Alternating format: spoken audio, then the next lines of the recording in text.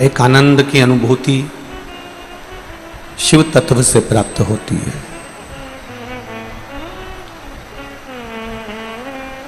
जन्म कहाँ हुआ, जन्म कैसे हुआ, जन्म का कारण क्या था, और उस जन्म को लेने के बाद हमारा क्रम क्या रहा, उससे मूल नहीं है। मूल होना चाहिए कि हमने जो जन्म लिया, हमारा जो जन्म हुआ, हम जो मृत्यु लोक में आए, हम जो पैदा हुए इस भूमंडल पर, इस मृत्यु लोक में, तो हमारा जो जन्म हुआ है उस जन्म को पाने के बाद हमने पृथ्वी पर आकर अच्छा कर्म कौन सा करा।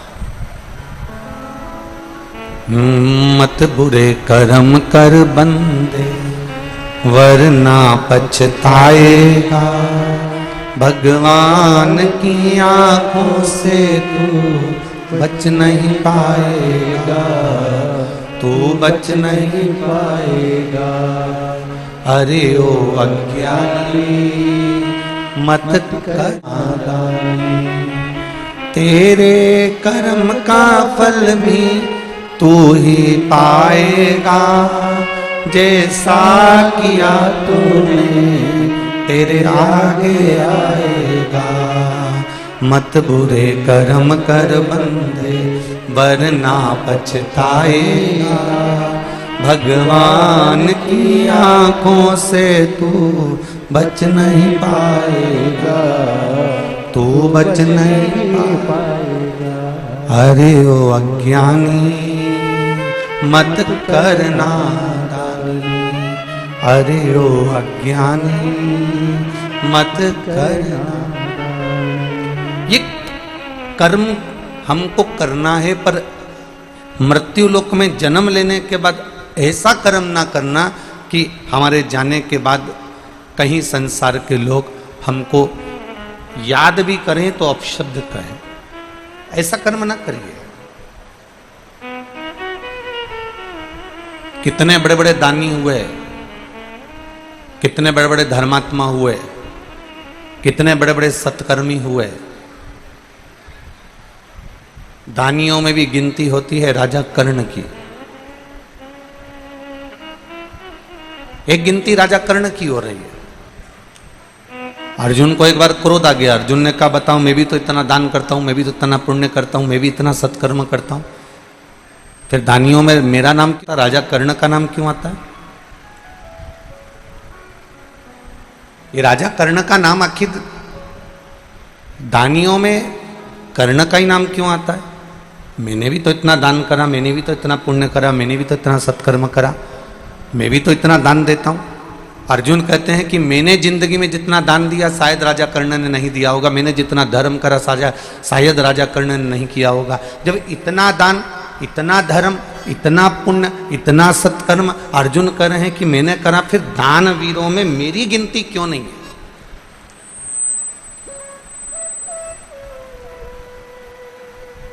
कोई जरूरी नहीं है कि आप गाय को रोटी दान दे रहे हो तो तुम्हारी दान वीरों में गिनती होगी।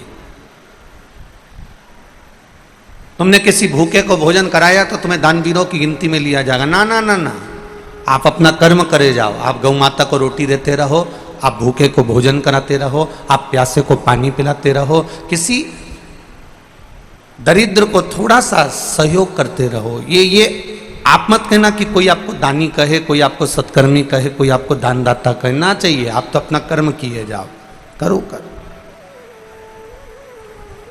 राजा कर्ण दानवीरों में उनकी गिनती है। अर्जुन को बड़ा बुरा लग रहा है, अर्जुन को ये अंदर से कछोट रहा है कि मेरा नाम दानवीरों में क्यों नहीं है। तब भगवान कृष्ण ने एक लीला रची।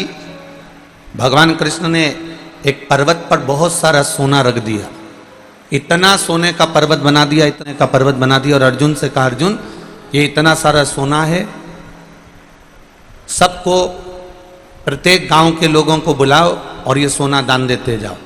अर्जुन ने सारे नगर में डोंडी पिटवा दी कि मेरे पास में सोना दान करना है, आइए। और सोना लेकर जाइए।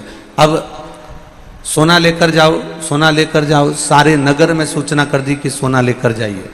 पूरे नगर में सूचना, गांव के लोग सोना लेने आ रहे हैं, तगाड़ी लेकर आ रहे हैं, बोरी लेकर आ रहे हैं, बारदान लेकर आ रहे हैं, बैग लेकर आ रहे हैं, झोला लेकर आ रहे हैं।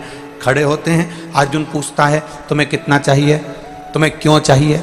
अर्जुन पूछ पूछ कर सोना दे रहा, तोल तोल कर सोना दे रहा। अर्जुन ने सोना दान करना प्रारंभ करा। दान करते करते करते करते अर्जुन थक गया। जब अर्जुन थक गया तो अर्जुन ने कहा प्रभु अब मैं तो दान करते करते थक गया। भगवान ने कहा तो राजा कर्ण को बुला लूं मैं दान करने के लिए। अर्जुन ने कहा उसको बुला लो। अब राजा कर्ण को बुलाया। भगवान कृष्ण ने कर्ण से कहा कर्ण ये सोने का पहाड़ है, सोने का पर्वत है, इसमें सोना ही सोना भरा है, सारे गांव के लोगों को तुम्हें दान देना है। अब राजा कर्ण ने कहा ठीक है प्रभु। राजा कर्ण ने सारे नगर में डोंडी पिटवा दी कि मुझे सोना दान करना है। सब गांव के लोग आ गए और आते से ही राजा कर्ण ने कहा कि ये सोना पर्वत का पूरा पड़ा हुआ है, जिसको जितना लगे उतना लेकर चले जाओ। और कर्ण ने वहां हाथ जोड़कर बैठ गया। गांव के लोग सोना लेकर जाने लगे। भगवान कृष्ण ने अर्जुन से कहा अर्जुन देख राजा कर्ण में और तुझ में ये अंतर है कि दूसरे का सोना दाने को मिल रहा है तो भी तू पूछ पूछ के दान कर रहा है, और राजा कर्ण हाथ जोड़कर बैठकर कह देता है तुम्हारी मर्जी पड़े उतना लेकर चले जाओ। आपकी जितनी मर्जी उतना लेकर चले जाओ, आपको जितना लगता उतना लेकर चले जाओ, आपको जितना लग रहा है आप उतना लेकर पहुंच जाओ। कई लोग ऐसे होते हैं मंदिर में प्रसाद बांट रहे हैं, प्रसाद भी मंदिर का, चिरौंजी भी मंदिर की, खोपरा शक्कर भी मंदिर का, सामान भी मंदिर का, उसके बाद भी दानदाता ने दान दिया, मंदिर में प्रसाद दिया, और बांटने वाला भी जब भी बांटने खड़ा होता है तो ये विचार कर कर बांटता है इतना सारा क्यों दूं तुझको, चल ये लेकर जा। अपना आया तो थोड़ा ज्यादा दे दिया और पराया आया तो थोड़ा कम दे दिया। यहां शिव महापुराण की कथा कर रही है। जब दानवीरों में गणना हुई राजा कर्ण की दानवीरों में गणना होने का कारण केवल इतना सा था कि राजा कर्ण जब भी दान करता था ये सोचकर दान नहीं करता था कि ये मेरा है। राजा कर्ण दान करता था तो ये सोचकर करता था कि वो पूर्वजों ने दिया है और परमात्मा ने दिया है तो मैं दान क्यों ना करूं, ये सोचकर दान करता था।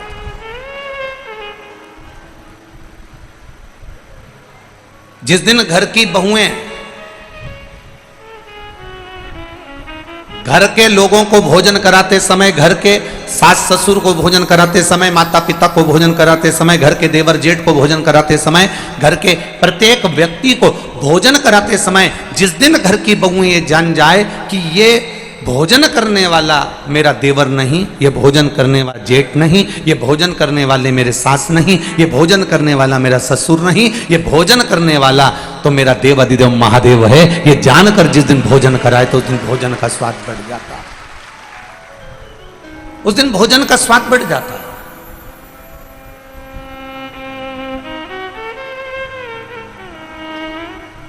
जरा विचार करिए, पहले के नियम को जरा उठाकर देखिएगा, थोड़े से पहले के नियम को उठाइए।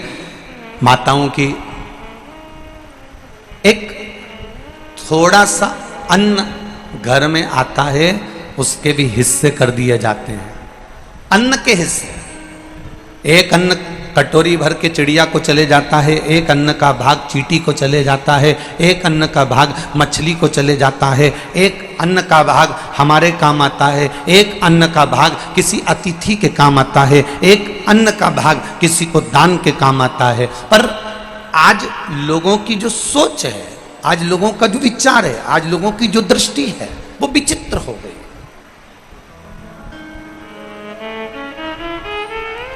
वो स्वयं के लिए ढूंढ रहा है, वो स्वयं के लिए पाना चाहता है।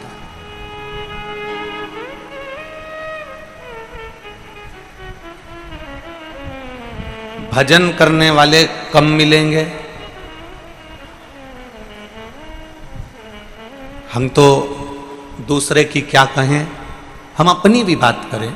अगर आज के जमाने के नए नवयुवक ब्राह्मणों के बच्चों से कहा जाए कि तुम गुरुकुल जाओ, विद्या अध्ययन करो, वेद पुराण शास्त्र पढ़ो, जाओ यज्ञोपवीत धारण करो, मस्तक पर चोटी धारण करो, माथे पर तिलक लगाओ, जाओ गुरु के दरवाजे पर जाओ और थोड़ी विद्या अध्ययन करो। तो आज के जमाने के नवयुवक बच्चे कहते हैं पिताजी कि हम कर लें, मना नहीं है, काका जी हम कर लें, मना नहीं है। पर दिक्कत केवल इतनी सी है, दिक्कत केवल एक बात की है, ये नवयुवक बच्चे संस्कृत पढ़ने को तैयार हैं, ये नवयुवक बच्चे पूजन करने को तैयार हैं, ये नवयुवक बच्चे मंदिर में सेवा करने को तैयार हैं, ये नवयुवक बच्चे भगवान का गुणगान करने को तैयार हैं। पर कारण केवल एक पड़ता है कि ये नवयुवक बच्चे जब सत्कर्म की ओर, धर्म की ओर अग्रण्य होते हैं तो कुछ लोग अपने ही ऐसे होते हैं जो इन बच्चों को, सत्कर्म करने वाले बच्चों को बार बार टॉर्चर करते हैं, हंसते हैं, उपहास करते हैं, जिसके कारण ये बच्चे उस सत्कर्म की लाइन को ना पकड़कर कहीं गलत लाइन की ओर चले जाते हैं। फिर हमको दुख होता है कि ये क्यों हो गया, किस कारण हो गया, कारण क्या बन गया, फिर हमको दुख होता है।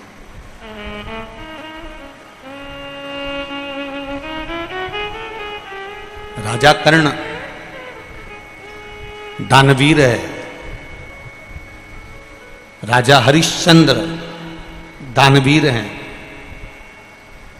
पर शिव महापुराण की कथा कह रही है कि इन दानवीरों की लिस्ट में एक दानवीर बड़ा विचित्र है, जिसकी बराबरी दुनिया का कोई दानवीर नहीं कर सका।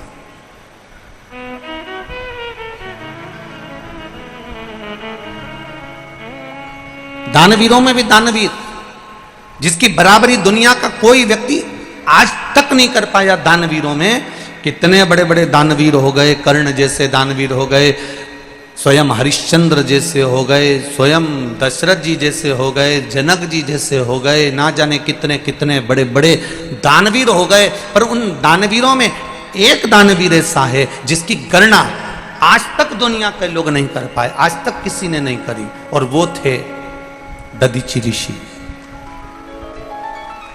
केवल एक, क्या नाम है उनका, जम के बोलो जरा, दधीचि ऋषि। दानवीरों में केवल एक दानवीर इतने प्रबल थे, दधीचि ऋषि। दुनिया के लोगों ने जो दान दिया दिया, दुनिया के लोगों ने जो धन दिया दिया, दुनिया के लोगों ने जो वस्त्र दिया दिया, दुनिया के लोगों ने जो आभूषण दिया दिया, पर दधीचि ऋषि एक ऐसे दानवीर थे जिनके सामने सारे देवता आकर खड़े हुए हैं और जो हाथ जोड़कर कह रहे हैं कि वत्रासुर का अंत करना है और आपके शरीर की हड्डियां चाहिए, शरीर की अस्थियां चाहिए।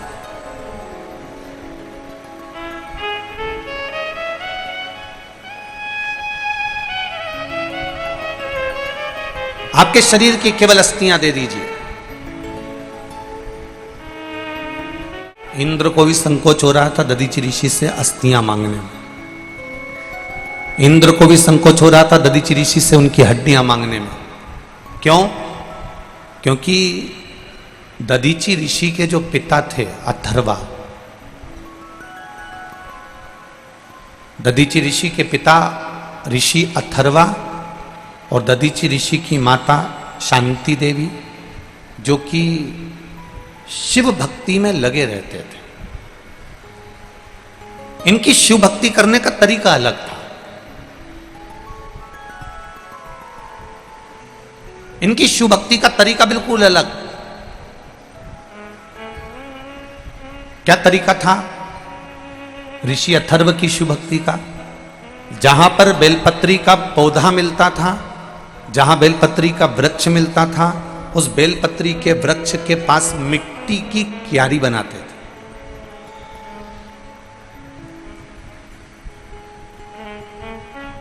और मिट्टी की क्यारी बनाकर, आप लोगों ने देखा होगा, कभी कभी आप लोगों ने भी ऐसा करा होगा कि जो पौधा होता है, पौधे के आसपास थोड़ी थोड़ी सी मिट्टी इकट्ठी करके चारों तरफ से उसकी क्यारी बना लेते हो, चारों तरफ से उसकी क्यारी बना लेते हो। पर ऋषि अथर्व का एक नियम था कि जो ये, जैसे आप समझिएगा, जैसे ये थोड़ा सा माला आप लोगों ने ऐसी रखी, बीच में एक पौधा है और वो पौधा यहाँ पर है और उसके आसपास में मिट्टी चारों तरफ से लगाई, बीच में थोड़ी जगह छोड़ दी जलाधारी जैसी। पर ऋषि अथर्व, दधीचि ऋषि के पिता,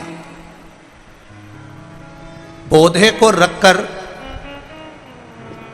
ये पौधा है और इसके आसपास में जो क्यारी बनाते थे वो क्यारी पूरी चारों तरफ से पैक नहीं करते थे।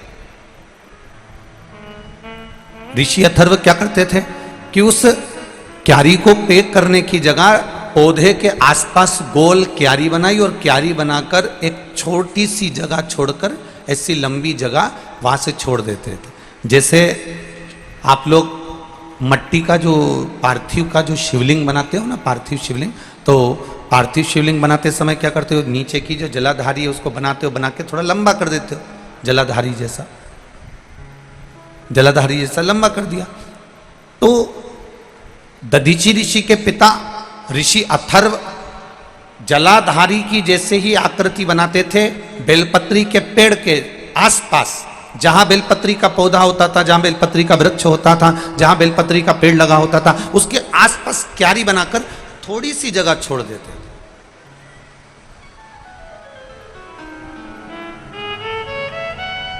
और वो थोड़ी सी जगह छोड़कर ऋषि अथर्व उसी को, बेलपत्री के पौधे को ही शंकर और पार्वती मानकर बेलपत्री के पौधे की अर्चना करते थे, उन्हीं का भजन करते, उन्हीं का स्मरण करते थे, उन्हीं का। अभी परसों की कथा में आप लोगों से कहा था, स्मरण होगा आप लोगों को, कि बन सके जिंदगी में तो एक बेलपत्री के पौधे को बड़ा करो, उसको लगाओ, उसकी पूजन करो। अब इसको आप समझ लेना जरा, दधीचि ऋषि के पिता ऋषि अथर्व की कथा को थोड़ा सा ध्यान में उतारिएगा। और जिसने अपनी जिंदगी में एक बार अगर ऋषि अथर्व की कथा को समझ लिया, समझ लो उसको शिव भक्ति का एक आनंद सुख प्राप्त होगा।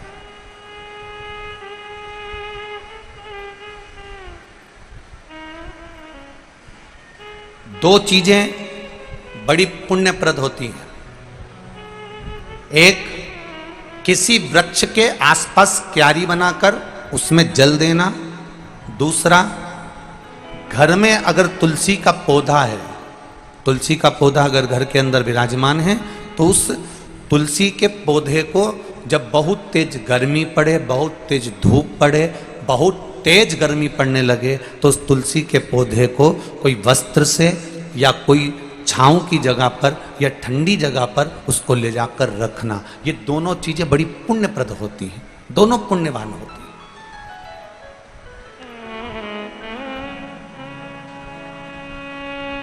दोनों पुण्यता है।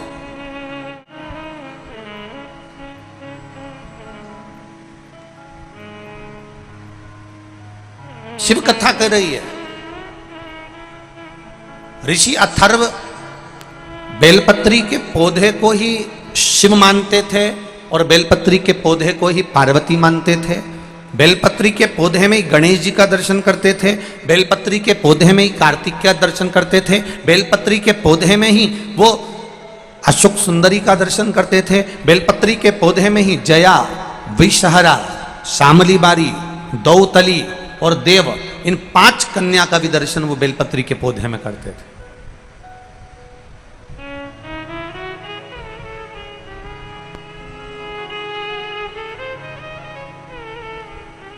जिस बेलपत्री के पौधे में, जिस बेलपत्री की पत्ती में कीड़े द्वारा छेद कर दिया जाता था, कीड़े द्वारा छेद कर दिया जाता था, उस बेलपत्री के पौधे के पास में ऋषि अथर्व सुंदर क्यारी बनाकर उसकी पूजन करना प्रारंभ कर देते। और इतनी पूजन ऋषि अथर्व करते थे, इतनी पूजन करते थे, इतनी आराधना करते थे कि उस बेलपत्री के पौधे में जितने कीड़े लगे हुए थे वो भी भगवान की भक्ति में डूब जाते थे और कीड़े उस बेलपत्री के वृक्ष को छोड़कर दूसरे वृक्ष की ओर चले जाते थे। इतना भक्ति का बल बढ़ जाता था।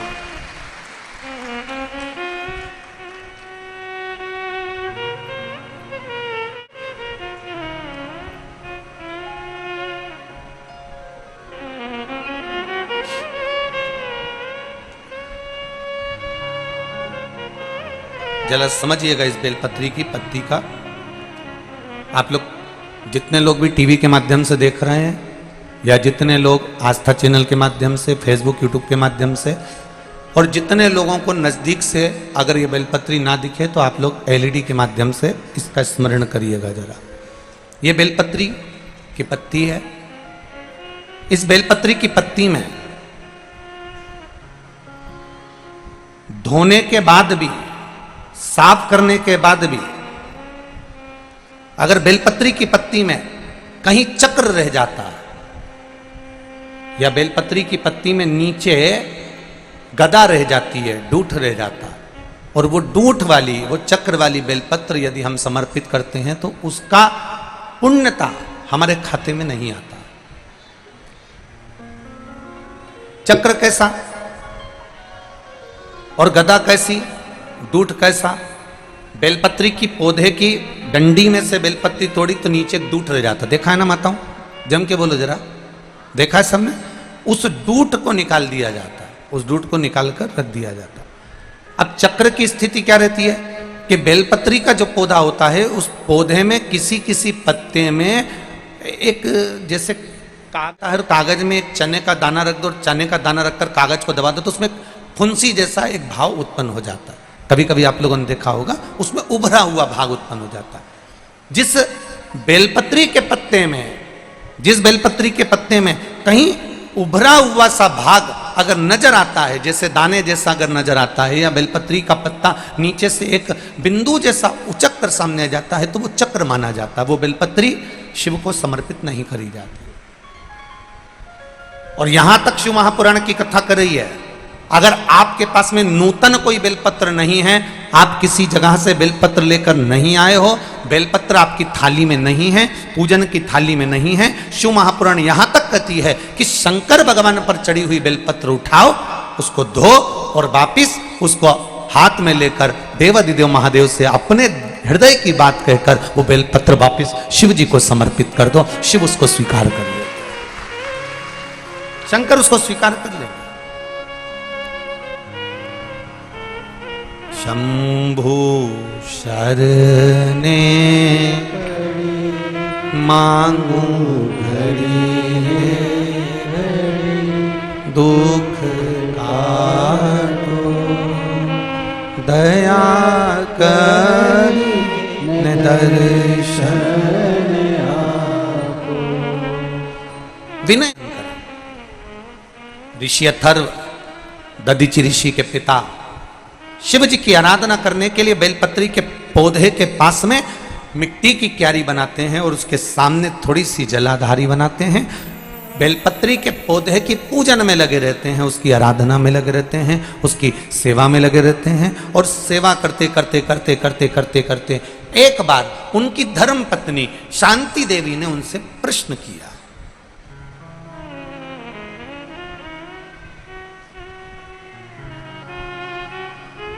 कितनी सुंदर बात!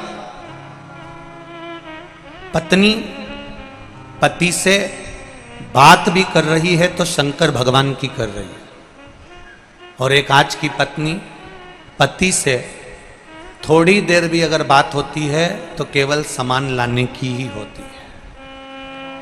तुम वहां से आ रहे हो तो मैंने पीको पे साड़ी दी है, उठा के लिया। तुम अगर वहां से आ रहे हो तो सब्जी मंडी से आधा किलो गिलकी लिया। अब एक जरा विचार करिएगा, एक ऋषि अथर्व की धर्मपत्नी है जो केवल शिव की चर्चा कर रही है, एक सुदामा जी की पत्नी है सुशीला जो केवल द्वारकाधीश की चर्चा कर रही है, एक अर्जुन की धर्म पत्नी है द्रौपदी जो केवल भगवान कृष्ण की कर रही है, एक पांडवों की माता कुंती जो बार बार भगवान कृष्ण की चर्चा कर रही है। संपूर्ण विश्व में वो नारी धन्यवाद की पात्र है संपूर्ण विश्व में वो नारी सबसे ज्यादा धन्यवाद की पात्र होती है जो अपने पति से, अपने परिवार वालों से थोड़ी देर राम, कृष्ण और शिव की चर्चा करती है। वो धन्यवाद की पात्र।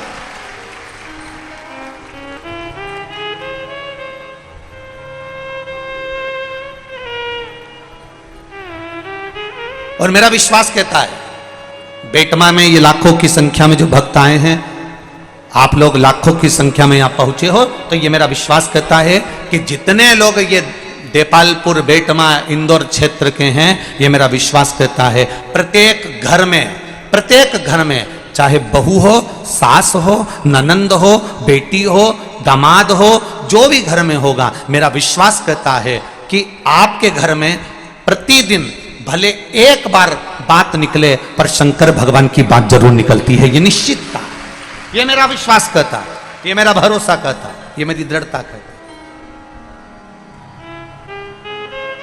बोलो री जी सही है कि गलत है? आप रोज दिन भर बात मत करो, पर एक मिनट, एक क्षण, एक पल, एक घड़ी बात जरूर निकलती है।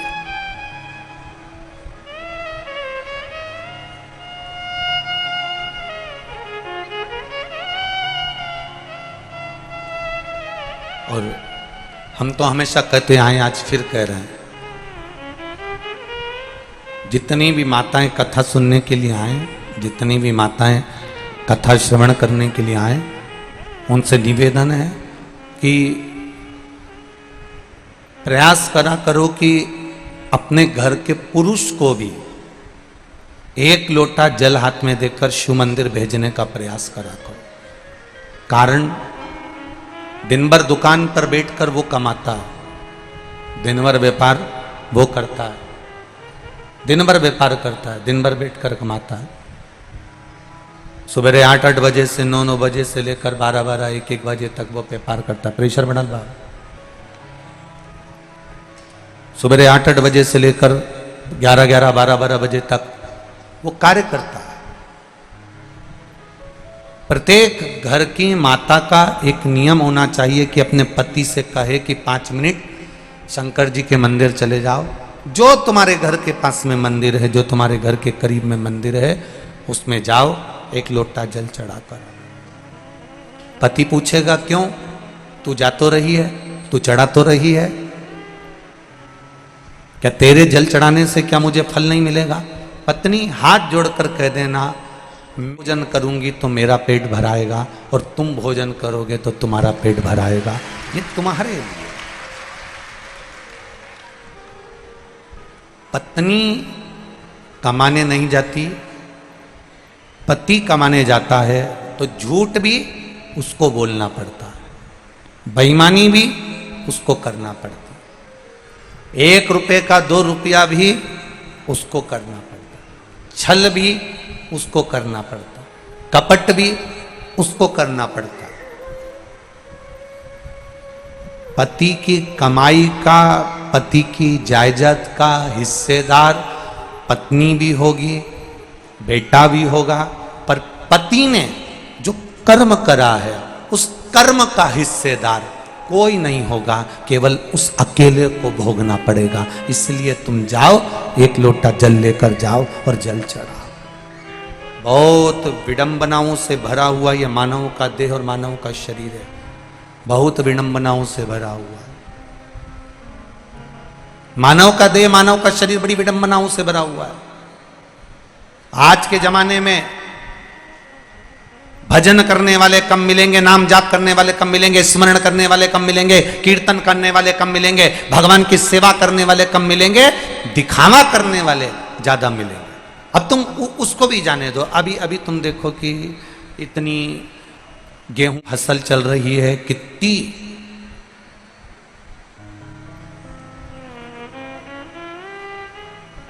पहले के समय में ये गेहूं काटने की, चना काटने की मशीन नहीं होती थी। बोलो री जी हाँ, बोलो बोलो जम के बोलो ईमानदारी से, होती थी क्या? नहीं। पहले के समय में गेहूं काटने वाले मिल जाते थे, पहले के समय में चना काटने वाले मिल जाते थे। आज के जमाने में गेहूं काटने वाले, चना काटने वाले नहीं मिलते हैं, पर गला काटने वाले ढेर मिल जाते हैं। नहीं मिले, इनको ढूंढ ढूंढ के थक जाओ तो नहीं मिलेगा। गेहूं काटने वाला ढूंढो, मिलेगा क्या? अरे साहब बहुत महंगा मिल रहा है, अब की बार गेहूं काटना बड़ा भारी पड़ रहा है, चना काटना बड़ा भारी पड़ रहा है। तो लोगों ने मशीन लगा दी कि मशीन से काट दो साहब, मशीन से काट दो। उन्हें मशीन लगा। गेहूं चना काटने वाले कम मिलेंगे, पर लोगों का गला काटने वाले, अपशब्द कहने वाले, गाली देने वाले, आड़ा टेढ़ा कहने वाले, कोई चढ़ रहा है ऊपर की ओर, उसका पांव खींचकर नीचे लाने वाले, उसको अपशब्दों पे अपशब्द कहने वाले, कोई उन्नति की ओर आगे बढ़ रहा है, कोई धर्म की ओर आगे बढ़ रहा है, कोई सनातन धर्म की ओर आगे बढ़ रहा है, कोई भगवत भजन की ओर आगे बढ़ रहा है। आज के जमाने में गेहूं काटने वाले मिले चाहे ना मिले, चना काटने वाले मिले चाहे नहीं मिले, पर आज के जमाने में दुनिया को काटने वाले, सनातन धर्म को काटने वाले, कहीं भगवत भजन करने वाले को काटने वाले बहुत मिलेंगे। कोई घर का बेटा सुंदर कांड रहा है तो माता पिता को बुरा लगता है, कोई घर का बेटा भगवत भजन में जा रहा है, घर के लोगों को बुरा लगता है। घर का, अरे जाने दो, कई कई घरों में तो ये हालत है कि पति अगर रोज रामायण में चले जाए, पति रोज सुंदरकांड में चले जाए, पति अगर रोज भगवत भजन में चले जाए, तो पत्नी का मुंह भगोना हो जाए। कहां गए थे? केवल सुंदरकांड सुंदरकांड सुंदरकांड, केवल रामायण रामायण रामायण, केवल शिवपुराण शिवपुराण शिवपुराण। तो बाबा जोगी बन जाओ ना। काय को आते हो रात को घर? क्यों आते हो इतनी रात को 2-2 बजे घर? और वही पति सुंदरकांड में नहीं जाए, रामायण में नहीं जाए, और जगदम्बा को घुमाने के लिए आइलैंड ले जाए, जगदम्बा को घुमाने, तो फिर पत्नी इतनी खुश, तुरंत सिर पे पल्लू मल्लू डाल के अब समझ में आया कि उसको उसमें अब उसको सुख मिल रहा। भजन में जाने पर उसको सुख की अनुभूति नहीं हो रही है, रामायण में जाने पर उसको सुख की अनुभूति नहीं हो रही है, शिव महापुराण में जाने पर उसको सुख की अनुभूति नहीं हो रही है। ये हमारी सोच है कि ये रामायण में क्यों जा रहा है, ये भगवत भजन में क्यों जा रहा है, ये कीर्तन में क्यों जा रहा है, ये मंत्र जाप में क्यों जा रहा है। नियम बनाओ बेटमा की माताओं कि अपने घर के एक एक बच्चे को शंकर के मंदिर में भेजने की एक ललकता पैदा करना है कि जा शिव मंदिर में जाकर तू जल चढ़ा, शंकर के मंदिर में जा। अपने पति से एक बार दिन में 24 घंटे में एक बार शंकर की चर्चा करना है, राम की चर्चा करना है, कृष्ण की चर्चा करना है, भगवत भजन की चर्चा करना है। अपने घर में दादियों से निवेदन है, बैठकर रोटी खाए, कांदा निपटाए और उसके बाद दांत खुरदती जाए, उससे अच्छा है 2 मिनट बैठकर भगवत चर्चा करना है। क्यों करना है? क्योंकि यह भगवत चर्चा ही हमारे जीवन का एक सुख पा जाती है। जब कोई नहीं आता, दुख की घड़ी जब आती है, परिवार, नाते, रिश्ते, कुटुंब, कबीला, ये सब चले जाता है, दूर हट जाता है। तब उस जगह पर तुमने जो शंकर भगवान की कथा सुनी है, शिव मंदिर गए हो, शंकर भगवान की अर्चना करी है, शिव चर्चा करी है, तब उस जगह पर मेरा महादेव आकर खड़ा हो जाता है। फिर कोई नहीं, शिव हो।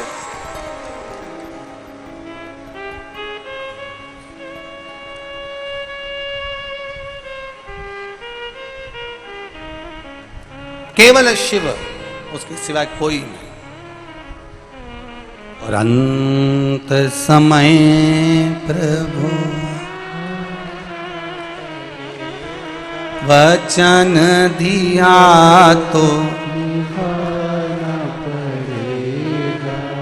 आए ना आए प्रभु कुटुंब कबीला, अंत समय प्रभु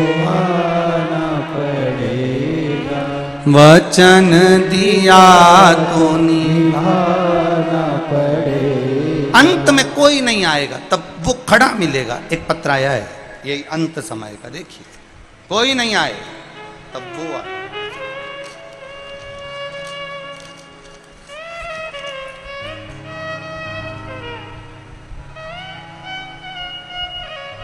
मैं कृष्णाबाई सोनगरा, दासरी, जिला इंदौर, मध्य प्रदेश। कहीं बैठी हो तो हाथ हिलाइएगा, कहीं बैठी हो तो हाथ हिलाइएगा। मैं कृष्णाबाई सोनगरा, गांव दासरी, जिला इंदौर। कहीं बैठी हो तो हाथ हिलाइएगा। भोले बाबा की महिमा का क्या बखान करूं गुरुजी।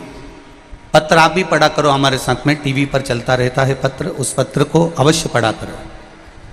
मैं कृष्णाबाई सोनगरा, गांव डासरी, जिला इंदौर, मध्य प्रदेश, एमपी से हूँ। भोले बाबा की महिमा का क्या बखान करूँ गुरुजी। मेरा 13 महीने की बच्ची का अचानक पेट दर्द हुआ।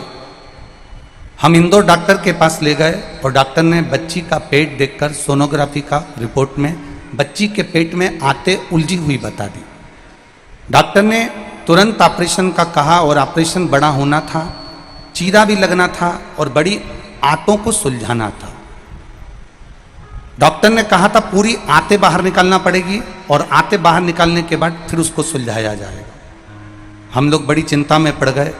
13 महीने की बच्ची है, इसका इतना बड़ा ऑपरेशन करा देना और आंतों को बाहर निकलकर सुलझाना, ये तो बड़ा कठिन काम है। बाबा से प्रार्थना करी क्या करा जाए।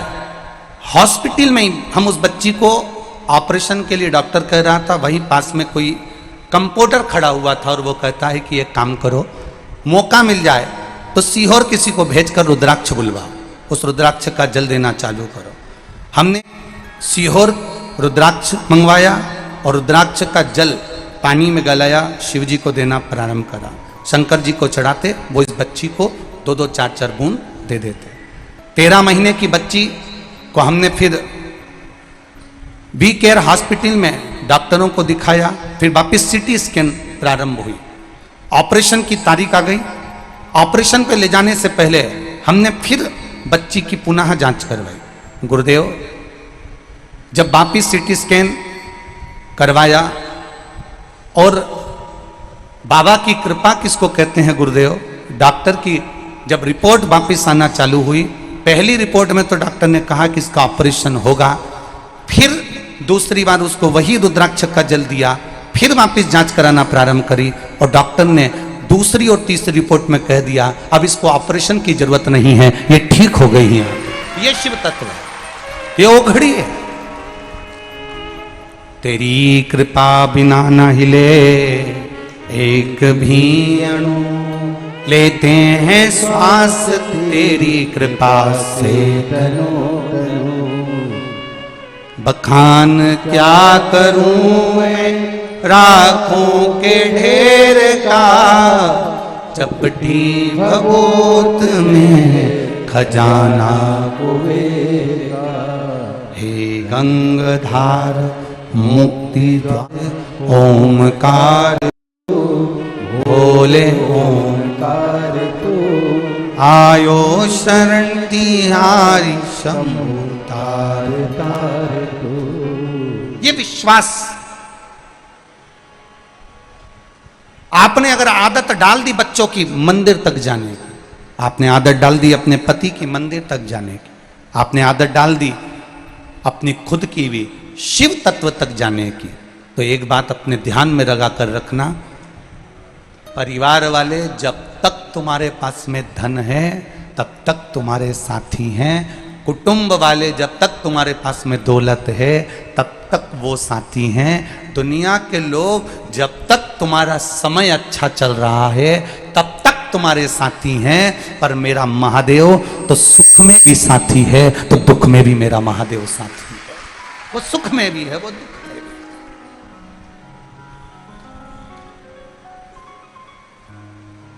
वो एक लाइन आप लोग गुनगुनाते रहते हो ना, जब कोई नहीं आता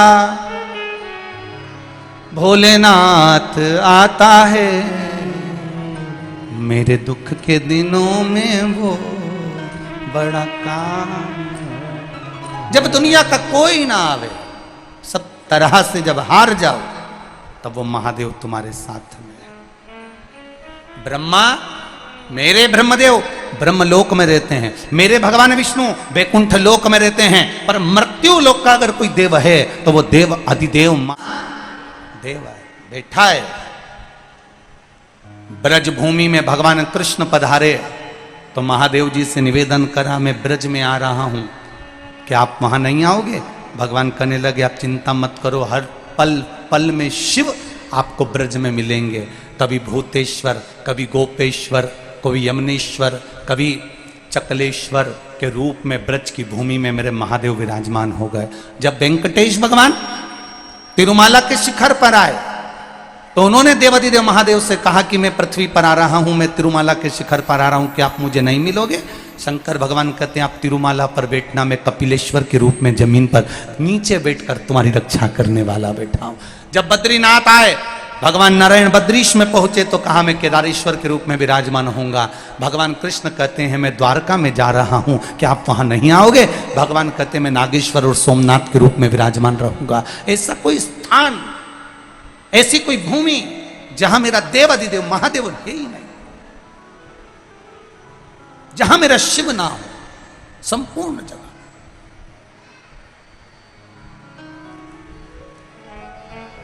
करो प्रयास।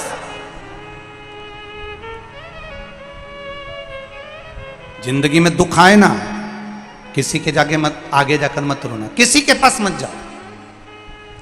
जीवन में दुख आए किसी के पास जाकर रोने की जरूरत नहीं है। पति ने कह दिया, सास ने कह दिया, ससुर या बहू ने ये कह दिया, नातेदार ने कह दिया, रिश्तेदार ने ये कह दिया, किसी से मत कहो कि मेरे जीवन में ये दुख आन पड़ा।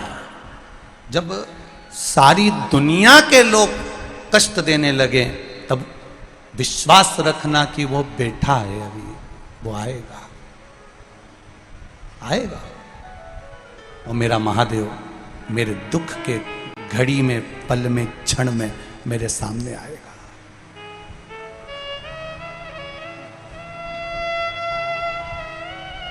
अपन पहले भी कथा में काज फिर कह रहे हैं, बच्चा रोता है तो कह देते हैं बाबा आया, बच्चा चुप हो जाता है।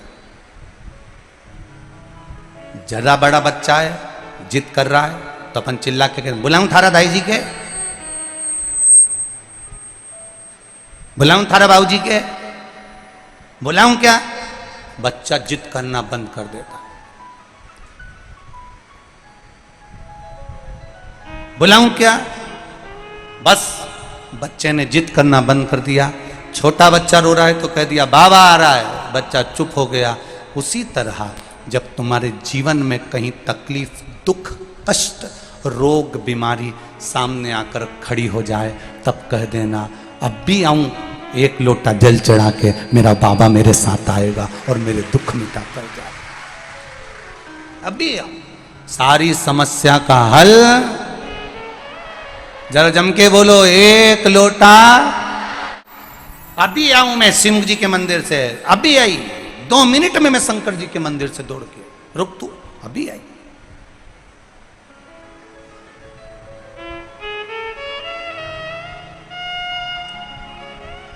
एक पत्र आया है, कल की कथा में लिखा उसने।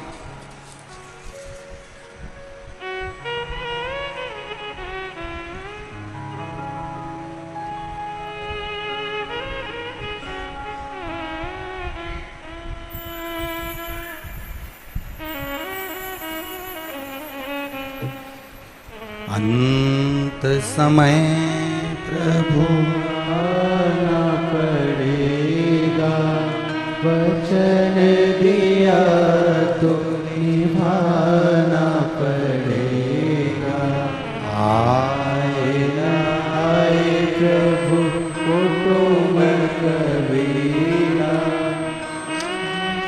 समय प्रभु आना पड़ेगा, वचन दिया तो निभाना पड़ेगा। अंत समय प्रभु आना पड़ेगा, वचन दिया तो निभाना पड़ेगा।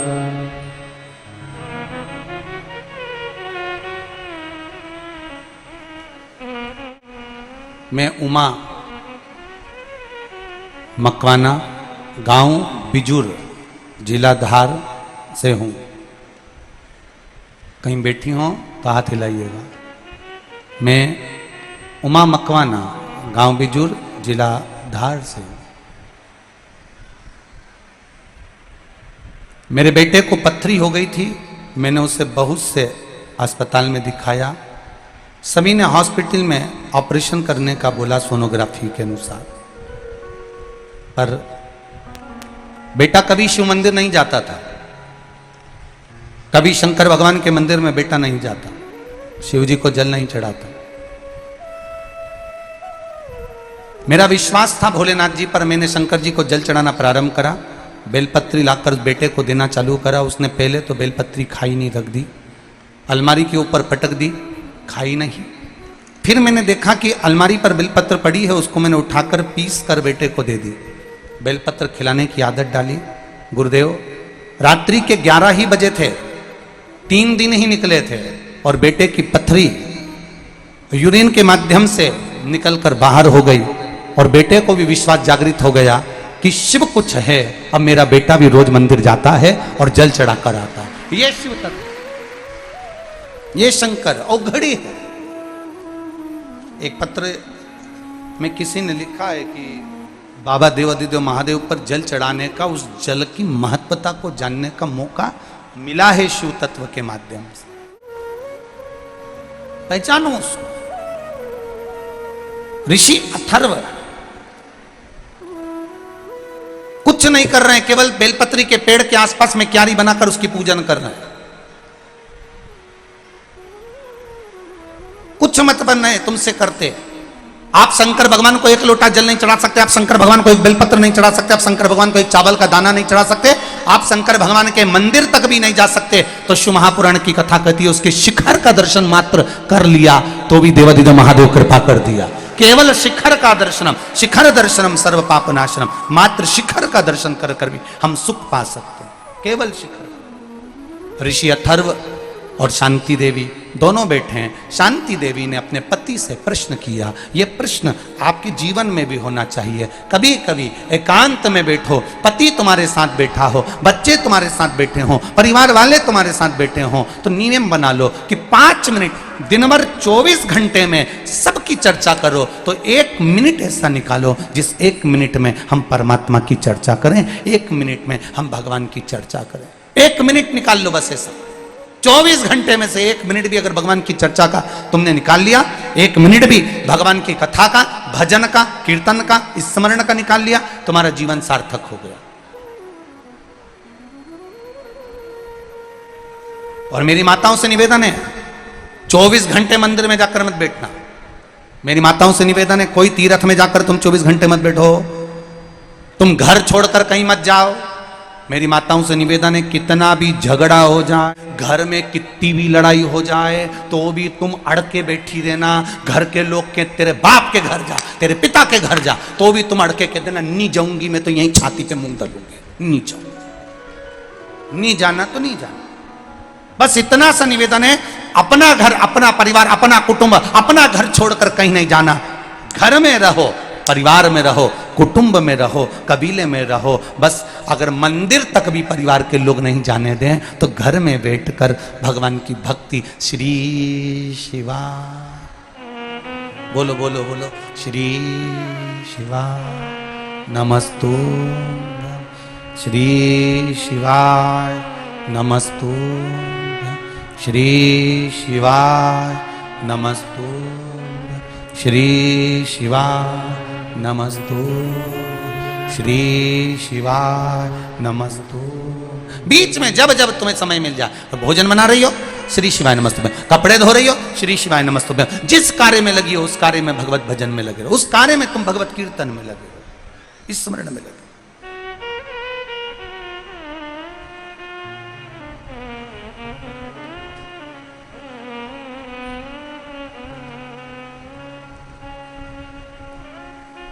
महाराज शांति देवी ने प्रश्न किया अपने पति से, स्वामी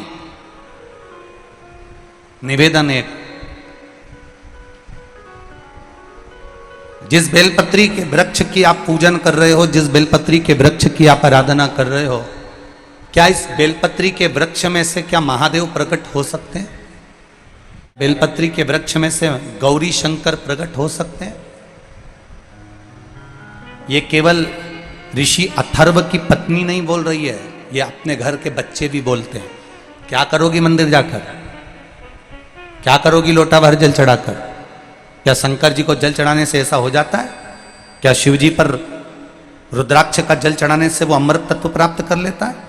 क्या शंकर भगवान को चावल चढ़ाने से ऐसा हो जाता है? क्या शिव जी को चंदन लगाने से ऐसा हो जाता है? हम उनसे निवेदन करेंगे कि किसी कोई तुमको ज्ञान दे कि ऐसा करने से ऐसा होता ही नहीं है, होता ही नहीं है, होता ही नहीं है, तो उसके हाथ जोड़कर कहना, भैया हम तुझसे ज्ञान लेने नहीं आए, हम तुझसे ये कहने नहीं आए कि तू मंदिर जा, हम तो केवल इतना कहना चाहते हैं, तू जो प्रश्न कर रहा है, क्या शिव जी पर बेलपत्र चढ़ाने से ऐसा होता है? क्या शंकर भगवान को धतूरा चढ़ाने से ऐसा होता है? क्या शंकर जी को चंदन चढ़ाने से ऐसा होता है? उसको एक बात कहना, तेरा प्रश्न का उत्तर तेरे पास है, तू 2 महीना लगातार देवादिदेव महादेव के मंदिर जाके बता, शंकर जी का गुणगान गाकर बता, फिर मेरे सामने प्रश्न कर आना कि ये ऐसा हो सकता है क्या? पहले तू जा, प्रश्न मत करो, मंदिर तक जाओ, उसकी चौखट तक जाओ। राजा चंद्रसेन के सामने मंदिर की चौखट थी और राजा चंद्रसेन मंदिर की चौखट के सामने खड़ा रहता था, दूर से प्रणाम करता था राजा। क्यों? क्योंकि राजा को मालूम था मैं अंदर जाऊंगा तो ब्राह्मण देवता मुझे देखेंगे और सोचेंगे कि राजा आया है, राजा आया है तो ज्यादा दान चढ़ा के जाएगा। मैं मंदिर के अंदर जाऊंगा, ब्राह्मण जन को लगेगा कि राजा आया है तो थोड़ा ज्यादा चढ़ा कर जाएगा, ये मुझे अच्छा नहीं लगेगा, ये मुझे श्रेष्ठ नहीं लगेगा, इसलिए मैं मंदिर के अंदर भी नहीं था, राजा बाहर से निकल जाता है। मेरे को देखकर मंदिर में विराजमान किसी जीव के हृदय में कहीं लोभ जागृत ना हो जाए, मंदिर में भी। एक बात इस व्यासपीठ से कहना चाहेंगे, कभी मौका मिले जीवन में, जो लोग शिव जी के मंदिर जाते हैं, शंकर भगवान का गुणगान गाते हैं, जो शिव मंदिर में जाकर रोज दिया लगाते हैं, धूप बत्ती लगाते, अगरबत्ती लगाते, तो पूजन करते हैं, उनसे इतना सा निवेदन जरूर करूंगा कि किसी लोभवश हमें भगवान की आराधना नहीं करना। हमें तो आराधना करना है कि देवादिदेव महादेव हमारे हैं और हम महादेव के, बस। बेटमा की कोई बहन ने एक पत्र लिखा था, वो पत्र कक्ष में रखा हुआ है। उस पत्र में बेटमा की बहन ने लिखा कि इतने में सेठ जी ने पत्नी को उठाया, अरे उठ तो सरी, उठ जल्दी उठ। पत्नी उठ के बैठी, क्या हो गया? इतना सारा धन आ गया। गजब का पंडित जी था, कथा में ऐसा मंत्र दिया, एक दिन में सिद्ध हो गया। और ऐसा सिद्ध हुआ कि सारा धन मेरे चरणों में आ गया। पत्नी उठकर बोली, केवल झूठा मंत्र लेकर आ गए तो इतना धन मिल गया, अगर शिव पुराण का सही मंत्र लेकर आ जाते तो जिंदगी सार्थक हो जाती। एक झूठा मंत्र, केवल झूठा मंत्र। आते हैं लोग कथा में, शिव महापुराण सुनने के लिए आते हैं, कई लोग निंदा करने आते हैं, कई लोग ये देखने के लिए आते हैं कि कार्यक्रम कैसा चल रहा है, कई लोग ये सोचने के लिए आते हैं कि इसको बिगाड़ना कैसे, कई लोग ये सोचकर आते हैं कि इतनी भीड़ क्यों जुट रही है, कई लोग इस विचार में आते हैं कि आखिर हो क्या रहा है, आखिर शिव पुराण में ऐसा है क्या जो सियोर वाला महाराज चिल्ला चिल्ला के बाजता है और ये लाखों की संख्या में लोग पहुंच जाते हैं। कई लोग आते हैं, पर जिसने शिव तत्व को जान लिया उसका भी कल्याण हो गया, और जो शंकर की निंदा में, बुराई में, चुगली में लगा रहा उसका भी कल्याण हो गया, क्योंकि शिव तो निकल रहा था मुख से, भजन तो निकल रहा था मुख से, नाम जाप तो निकल रहा था मुख से। विचार करिए, शिव तत्व को जानने का प्रयास करिए, जरा विचार करना।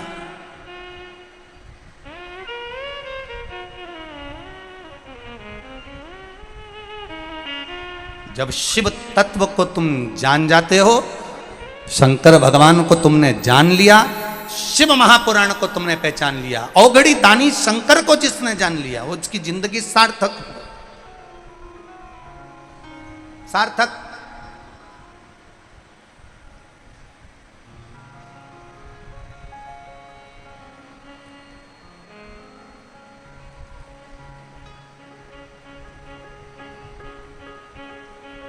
जब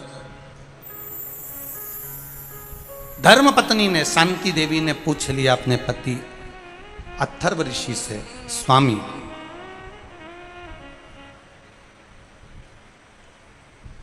हे नाथ प्रभु, एक मन का संशय मिटा दीजिए।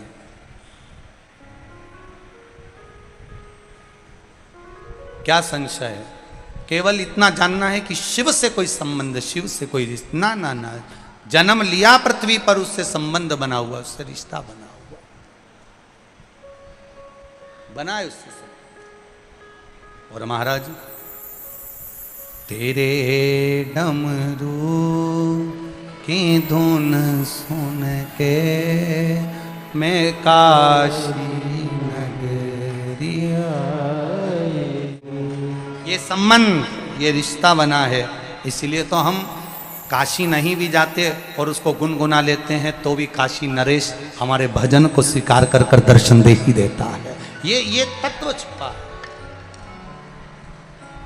तेरे डमरू की धुन सुन के मैं काशी नगरी आई हूँ, तेरे डमरू की धुन सुन के मैं काशी नगरी आई हूँ, तेरे डमरू की धुन सुन के मैं काशी नगरी आई हूँ, तेरे डमरू की धुन सुन के मैं काशी नगरी आई हूँ, मैं काशी नगरी आई हूँ, मैं काशी नगरी आई हूँ, ओ मैं काशी नगरी आई हूँ, मैं काशी नगरी आई हूँ, मैं काशी नगरी आई हूँ, मैं काशी नगरी आई हूँ, ओ मैं काशी नगरी आई हूँ, मैं काशी नगरी आई हूँ, मेरे भोले ओ बम बोले, मैं काशी नगरी आई हूँ, मेरे भोले ओ बम बोले मैं काशी नगरी आई हूँ,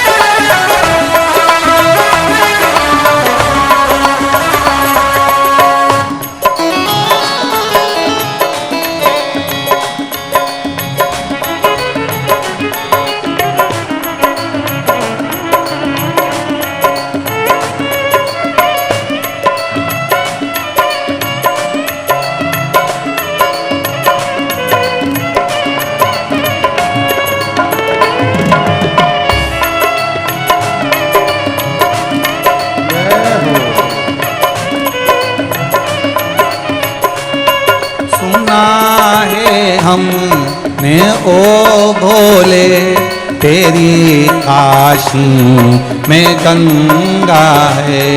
सुना है हमने ओ भोले तेरी काशी में गंगा है।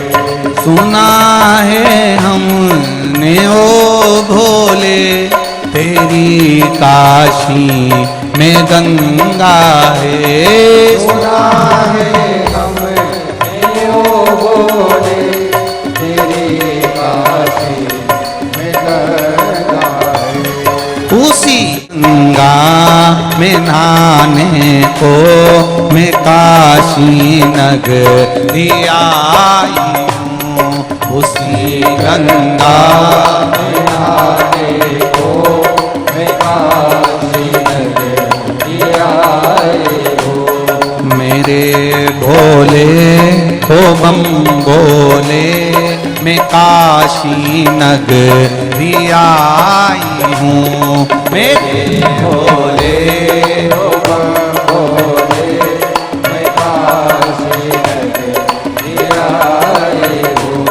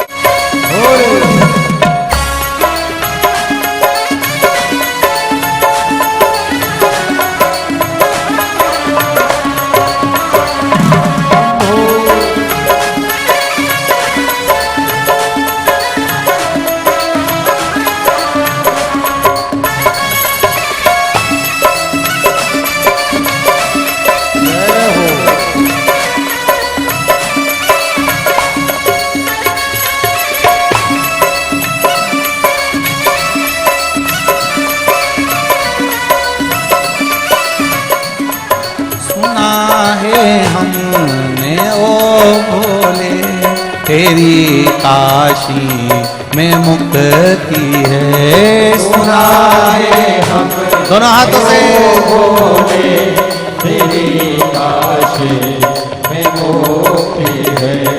सुना है हमने ओ भोले तेरी काशी में मुक्ति है। सुना है हमने ओ भोले तेरी काशी में मुक्ति है। उसी मुक्ति को पाने को मैं काशी नगरी आई हूँ। उसी मुक्ति को पाने को मैं काशी नगरी आई हूँ। मेरे भोले ओ बम भोले मैं काशी नगरी आई हूँ। मेरे भोले ओ बम भोले मैं काशी नगरी आई हूँ।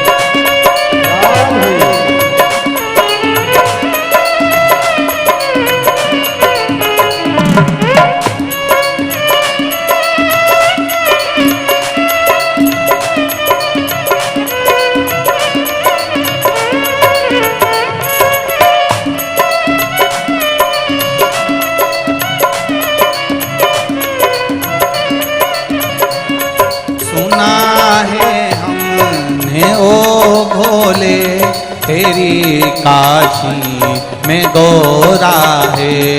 सुना है हमने ओ भोले तेरी काशी में गोरा है। सुना है हमने ओ भोले तेरी काशी में गोरा है।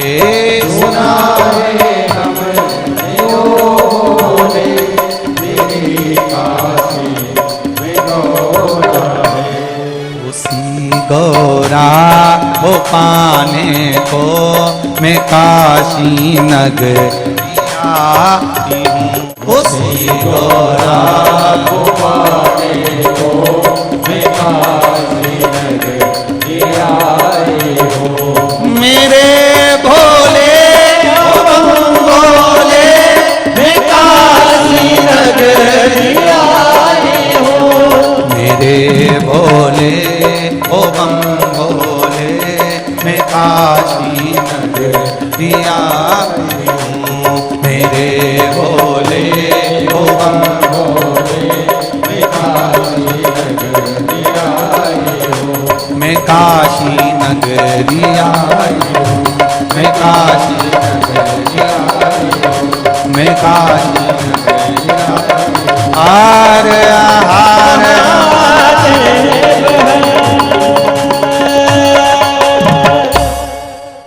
देवादिदेव महादेव से प्रार्थना करिए। दिल से अपनी जगह बैठकर भाव के साथ में भगवान शिव से मन की बात करिए, हृदय से, भाव से, दिल से निवेदन करिए। देखो, जितने लोग आस्था चैनल पर सुन रहे हैं, जितने लोग फेसबुक यूट्यूब पर सुन रहे हैं, और जितने लोग ये बेटमा की पावन धरा पर कथा को सुन रहे हैं, उनसे निवेदन है, जब भी श्री शिवाय नमस्तुभ्यम बोलने का मौका मिले और बाबा सब दुख काटो बोलने का मौका मिले, सब साथ में बोलो। और ऐसा समझकर बोलो कि हम कैलाश धाम में शंकर भगवान के सामने बैठकर अपनी की बात शिव महापुराण की कथा में अपने महादेव से कह रहे हैं। जब ये बात बोल दो, तब अपने हृदय की बात, जिस कामना से आप कथा सुनने आए हो, वो कामना भी अपने बाबा को जरूर बताओ। श्री शिवाय नमस्तुभ्यं, श्री शिवाय नमस्तुभ्यं, श्री शिवाय नमस्तुभ्यं, श्री शिवाय नमस्तुभ्यं, श्री शिवाय नमस्तुभ्यं।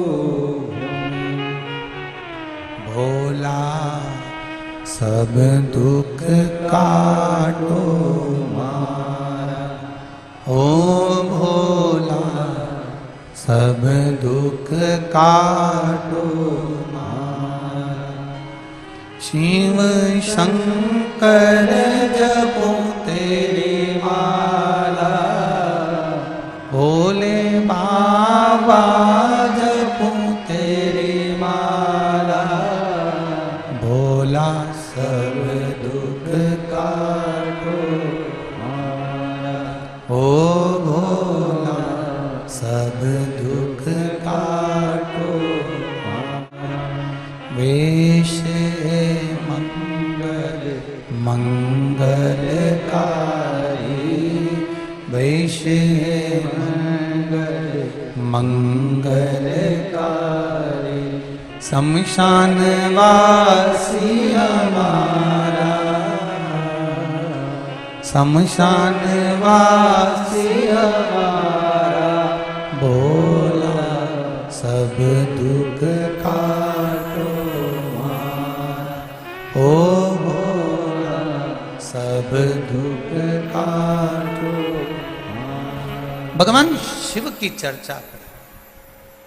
एक क्षण भी अगर हमको मिले, 24 घंटे में से 1 मिनट भी हमने अगर परमात्मा को दिया है, तो परमात्मा ने हमारी सुनी है, निश्चितता। शिव पुराण कर रही है, भगवान देवादिदेव महादेव की कथा कर रही है। समय आया, ऋषि अथर्व जी की धर्मपत्नी शांति के गर्भ से बेटे ने जन्म लिया, जिसका नाम दधीची हुआ।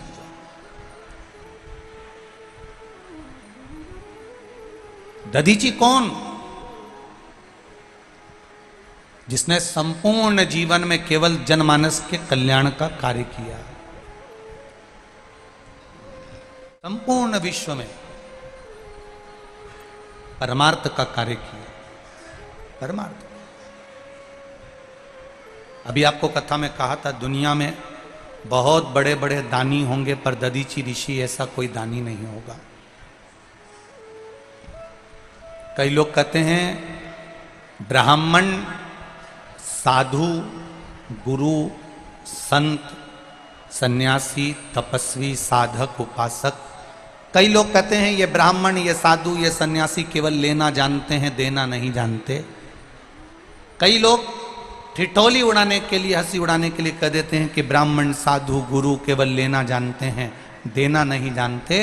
पर शिव महापुराण की कथा कहती है कि संतों में भी संत और ऋषियों में भी ऋषि और ब्राह्मणों में भी ब्राह्मण, दधीची ऋषि ऐसे थे कि उनके बराबर दुनिया में कोई दान नहीं कर पाया, जिसने अपनी हड्डियों का दान तक दे दिया,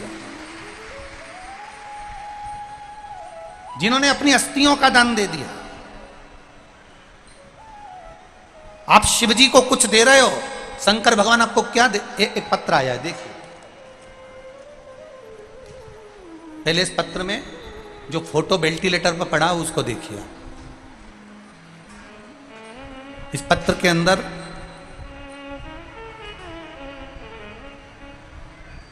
मैं गीता गोड़, ग्राम बालोदा, टाकुन, सावेर, इंदौर से आई हूं। कहीं बैठी हो तो हाथ हिलाइएगा। आप ही हैं? दोनों हिला दो एक बार। गीता गोड़, ग्राम बालोदा, टाकुन। एक बार वापिस हाथ हिला दो ऐसा। मैं सावेर, इंदौर से आई हूं। पहले फोटो देखिए। एलईडी पर भी फोटो चल रहे होंगे और आस्था चैनल पर भी फोटो चल रहे होंगे। पहले वेंटिलेटर पे जो फोटो पड़ा है वो देख लीजिए कि व्यक्ति वेंटिलेटर पे किस हालत में पड़ा हुआ। इन्होंने पत्र में लिखा, मेरे बाबा महाकाल की कृपा क्या होती है गुरुजी, ऐसी बड़ी कृपा जिंदगी में कभी नहीं देखी। मेरे मामा जी अर्जुन सिंह जी बीसा खेड़ी वाले के दोनों बाल खराब हो गए थे, किडनी काम करना बंद कर दी थी, किडनी भी डैमेज हो गई, बाल भी खराब हो गए, शरीर में कोई हलचल नहीं थी। इनको वेंटिलेटर पर पटक दिया। वेंटिलेटर ने भी सपोर्ट करना बंद कर दिया, शरीर में हलचल होना बंद हो गई, श्वास धीरे धीरे रुकने लगी। दिसंबर 2022 की 9 से 15 तारीख तक 5 दिन तक मेरे मामा जी वेंटिलेटर पर पड़े रहे। डॉक्टरों ने कह दिया था इनका कोई उत्तर नहीं आ रहा है, शरीर में कोई हलचल नहीं है। 5 दिन वेंटिलेटर पर पड़े पड़े हो गए। आप इनको घर ले जाइए, अब इनमें कुछ बचना मुश्किल है। जब हर तरह से बात हो गई तब मेरे पति ने कहा कि तू शिव पुराण सुनती है, चल अपन दोनों शंकर जी के मंदिर चलते हैं। पति में, पुरुष में शिव जी के प्रति इतना प्रेम होना बड़ा कठिन है गुरुजी। मेरे पति ने मुझसे कहा चल शंकर जी के मंदिर। अब हर के दोपहर के समय शंकर जी के मंदिर चलेगा। शिव जी पर हमने जल चढ़ाया, जल उठाया, बेलपत्र को भी लेकर आ गए। हॉस्पिटल में जाकर हमने डॉक्टर से कहा आप बोल रहे हो कि अब ये वेंटिलेटर भी काम नहीं कर रहा, सपोर्ट नहीं ले रहा, अगर इनकी अंतिम समय चल रहा है तो हमको इनके मुंह में थोड़ा सा ये शिव जी का जल डाल दें दो। चारों तरफ मशीनें लगी हुई थी, पूरी नलियां लगी हुई थी। उनको डॉक्टर ने मना कर दिया कि हम हॉस्पिटल में कोई पानी इनके मुंह में नहीं देने देंगे। जब बहुत विनती करी, हमने कहा एक काम करो, ये गंगा जल समझकर उनको अंतिम बिंदु में दे दीजिए। हमने डॉक्टर से विनय करा, तब डॉक्टर ने कहा ठीक है आप दे दो। 2 बूंद शंकर जी पे चढ़ा हुआ जल कान में श्री शिवाय नमस्तुभ्यम कहकर उनके मुख में डाला। गुरुदेव, उसी के 5 मिनट बाद उनके शरीर में हलचल होना प्रारंभ हो गई और शरीर में हलचल होना प्रारंभ हुआ और दूसरे दिन वेंटिलेटर से हमारे मामा जी को उतार दिया और बाबा की कृपा से जो उनकी किडनी दोनों खराब हो गई थी वो किडनी भी काम करना चालू कर दी। ये शिव तत्व है। मैं अपने मामा जी का दूसरा फोटो लगा रही हूँ जो आप टीवी पर देख रहे हैं कि मेरे मामा जी ठीक होकर वेंटिलेटर से उठकर अपने घर आ गए। ये दोनों फोटो लगाकर उन्होंने भेजा है। श्री शिवाय। बैठिए बहन। हर हर महादेव। ये शिव तत्व है। ओ घड़ी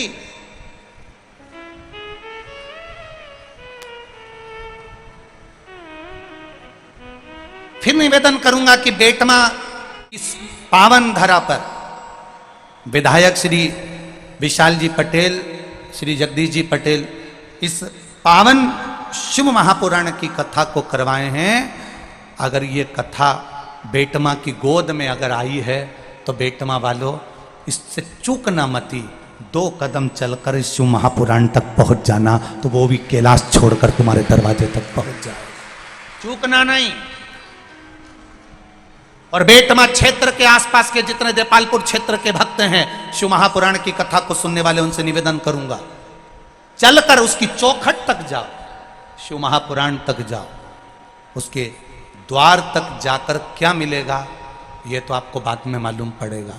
लोग कहते हैं गुरुजी आप कहते हो कि 3 महीने में बाबा देता, क्यों नहीं देता? एक बच्चे ने 3 महीने क्या 1.5 महीने का वर्णन करा। देखिए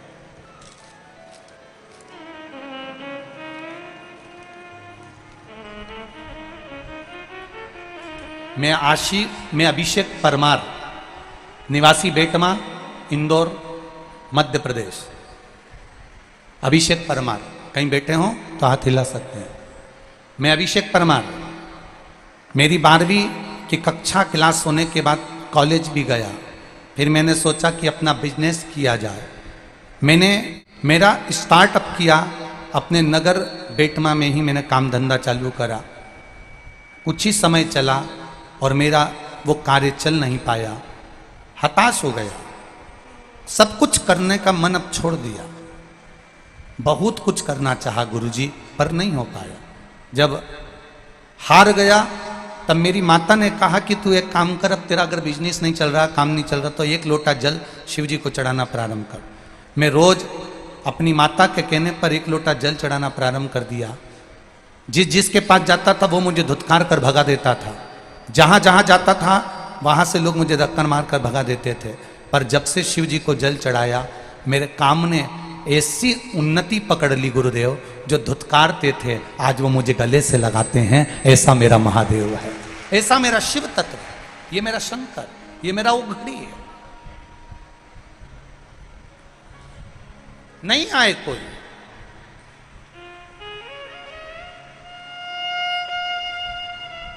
अकेले हो, जीवन का सारा दुख तकलीफ कष्ट रोग बीमारी सब आएगा।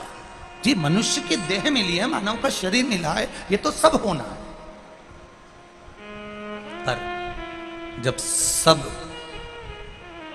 छोड़कर चले जाएं, तब आखिरी शमशान में भी जब सब छोड़कर चले जाते हैं, तब मेरा महादेव अकेला रहता है आपके साथ, कोई नहीं रहता। उसी तरह अंत समय में भी आपके सुख और दुख में भी मेरा महादेव रहता है।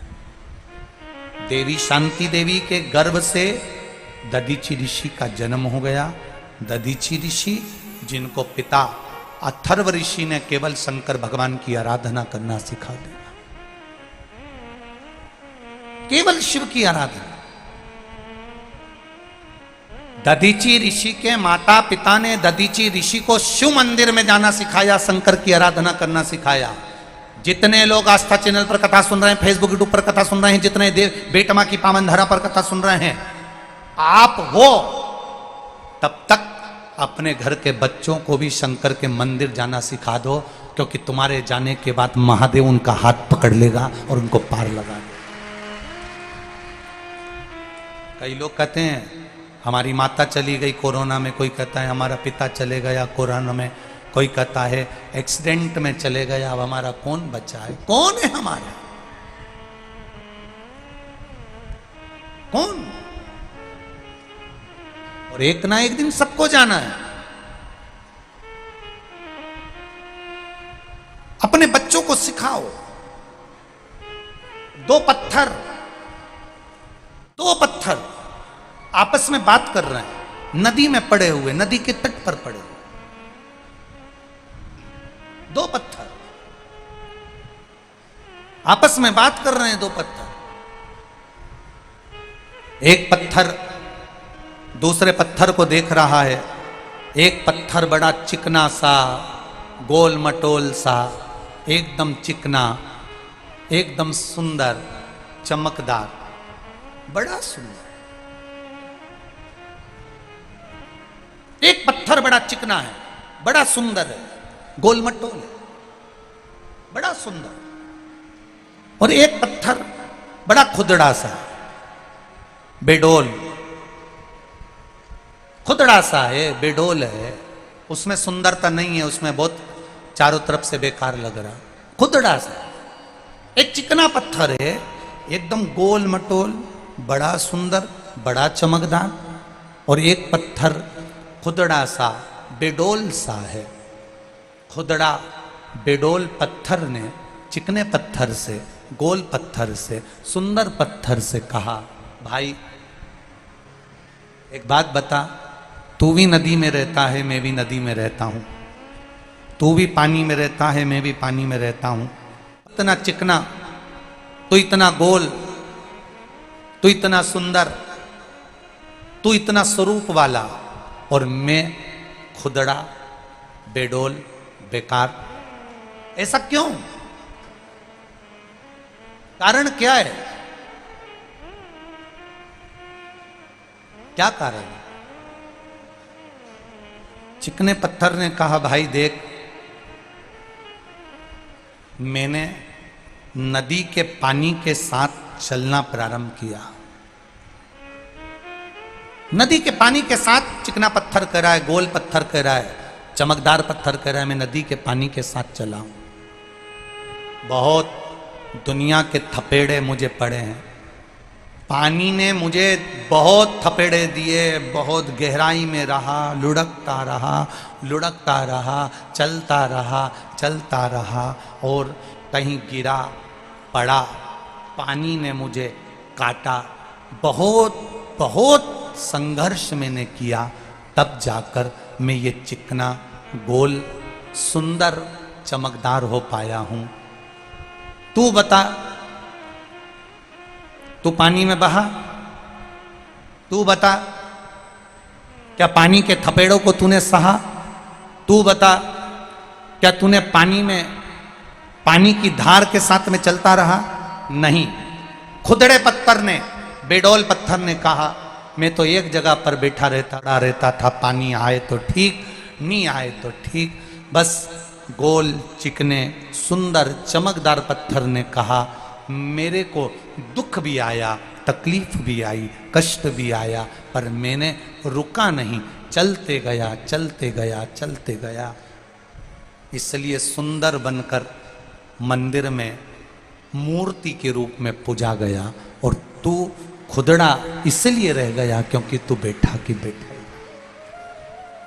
आए जीवन में संघर्ष आएगा, जीवन में दुख आएगा, जीवन में तकलीफें आएंगी, जीवन में कष्ट आएगा। आप चलते जाइए, बढ़ते जाइए। दुनिया के लोग आप पर ताने देंगे, दुनिया के लोग आपको गाली देंगे, दुनिया के लोग आपको अपशब्द कहेंगे, दुनिया के लोग आपको आड़ा टेढ़ा बोलेंगे, दुनिया के लोग आपको दिन रात कोसेंगे, तो भी तुम्हें पानी के वेग के साथ में चलते जाना है। जब चलते जाओगे तो एक दिन मंदिर की मूर्त के रूप में पूजा जाओगे। जो रुक गया जो हार गया। चलो बढ़ो, कहने वाले। आग लगे बस्ती में, बोलो जम के बोलो जरा, अपन रहो मस्ती। हाँ, किसके चक्कर में पड़ना होती। एक ने एक बहू से कहा, सुन, नई नवेली बहू थी, पढ़ी लिखी, शहर की गांव में आ गई।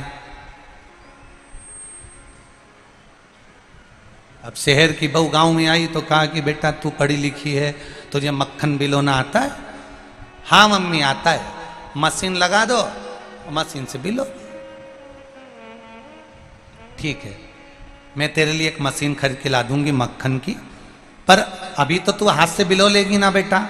हाँ मम्मी। कैसे बिलोते हैं? सांस बैठ गई, मटकी सामने रखकर ऐसे रस्सी से बिलोने लगी। बहू को भी दिखा दिया, देख इसमें ऐसा ऐसे बिलोना है और छाछ को ऐसे बिलोती रहना। हाँ मम्मी। अब नई नवेली बहू, छोटी सी बिंदी लगी, सिर पे पल्लू डला, कान में कुंडल पहना, गले में हरवा, हाथ में चुड़ला, बैठ गई पाटा के ऊपर और बिलोती रही। बिलोते अब बहू ने कभी जिंदगी में ऐसा मक्खन तो नहीं निकाला था। उसकी मम्मी मशीन लगा देती थी, शहर में मक्खन निकाल लेती। अब इसने जो मक्खन निकला तो मटकी के अंदर जो देखा कि मक्खन आया, प्रसन्न हो गई कि जिंदगी में पहली बार तो मक्खन निकाला और इतनी जल्दी आ गया, तो बड़ी खुश हुई। आवाज लगा दी सासू को, सासू मां, हाँ बेटा मक्खन आ गया। जो बोली मक्खन आ गया, सास गुस्से में लाल झड़झड़ाती हुई आई, सिर पे पल्लू लेके एक दिया धर के। कल की आई ससुर का नाम लेती है। अब इसको क्या मालूम था कि मेरे ससुर का नाम मक्खन है। कल की आई ससुरे का नाम लेती है, आगे से नाम लिया तो जीवान खींच दूंगी मैं, सोच के रखना। जी मां, गलती हो गई, क्षमा कर दीजिए। अब 3 दिन बाद फिर सासू ने कहा, जा छाछ रखी बिलो लो। जो बिलो ने फिर बैठे, फिर मक्खन। अब चक्कर में पड़ी, क्या बोलूं। थोड़ी देर बाद आवाज लिखा कर बोली, सासू मां, ओ सासू मां। सासू बोली, क्या है? ससुर जी हंडी में आ गए।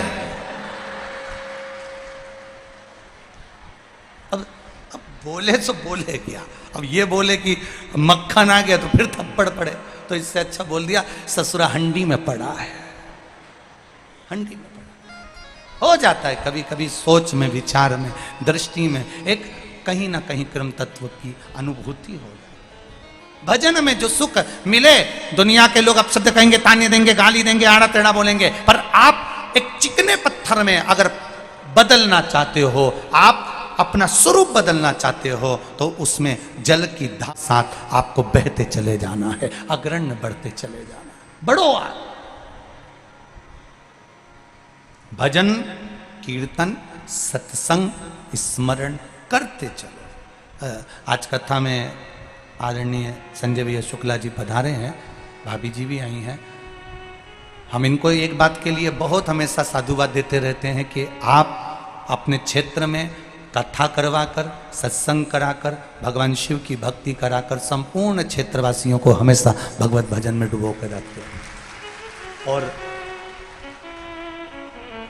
आज विशाल भैया पटेल को हम भी इस बात के लिए साधुवाद देंगे कि अगर ये शिव महापुराण की कथा संपूर्ण क्षेत्रवासियों के कल्याणार्थ और एक आनंद की अनुभूति कराने वाली है, जो बेटमा की इस पावन धरा पर सिद्धेश्वर बाबा की कृपा से हो रही है, ये शिव तत्व है। करो भजन, करो कीर्तन, करो मंत्र जाप, और भजन भोले बाबा का करते रहोगे तो संसार सागर से तरते रहोगे। दधीचि ऋषि का जन्म, दधीचि ऋषि की उत्पत्ति, दधीचि ऋषि का जन्म हुआ। माता पिता ने समझा दिया कि शंकर जी की आराधना करना है, को जानना है, एक लोटा जल लेकर भगवान देवादिदेव महादेव के पास पहुंचना है, शंकर का गुणगान करना है। कुछ ना बने आपसे, शिव के मंदिर भी जाते ना बने, लोटा भर जल चढ़ाते भी ना बने, तो प्रयास करना कभी टीवी पर भी शिव महापुराण की कथा आ रही हो तो थोड़ा सा वॉल्यूम बढ़ाकर उसकी भक्ति में टीवी के सामने भी दम जाना, उतने में भी सुख की अनुभूति हो जाएगी। करो भजन, करो इसमें भक्ति।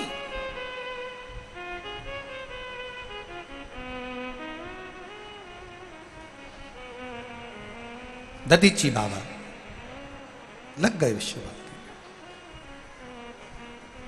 कुछ ना करते दधीचि ऋषि, संपूर्ण विश्व के कल्याण की कामना करते हैं दधीचि ऋषि। प्रत्येक जीव को सुख देना दधीचि ऋषि ने सीखा। शिव तत्व का सबसे बड़ा लक्षण है,